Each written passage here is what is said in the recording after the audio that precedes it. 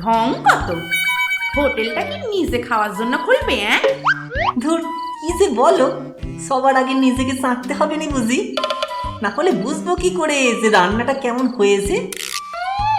ওনার ঘটে কি বুদ্ধি! মরে যাই মরে যাই। দেখো, হোটেল খুলতে গিয়ে শেষে আবার ধুতির ক্যাঁচা না খুলে যায়। থাকতে আমার মুখ্যতা রানী, ধুতির কাঁচা কে খুলবে শুনি? থাক, আর আদিক খেতে করতে হবে নি। আচ্ছা, তুমি কিছু রান্না বান্না তো জানোনি, তাহলে কি রান্না করবে? কেন গিন্নি, তুমি আর কেনাডাম থাকতে আমার চিন্তা কি? এর মধ্যে আবার কেনারাম কোথা থেকে এলো? কি যে বলো, কেনার নিরামিষ মাংস যা ফেমাস হয়েছে না, ওই রান্নাটা আমাদের হোটেলেও করব ভাবছি। ভেজ চিকেন, আহা! এটা ঠিক বলেছো। বঙ্গরঙ্গ অ্যানিমেশন স্টুডিও ছিল বলেই কেনারামের নিরামিষ মাংস রান্না দেখতে পেলুম।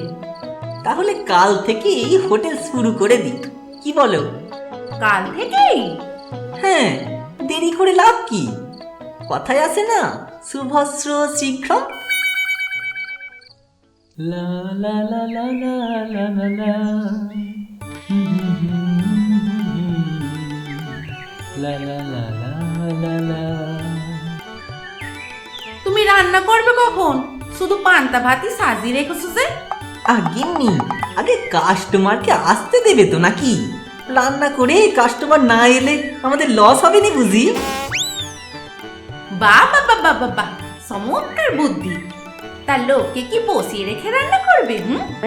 হ্যাঁ, কে কি খেতে চাই সেই অনুযায়ী রান্না করব, সাথে আবার গরম গরম রান্নাও পাবে।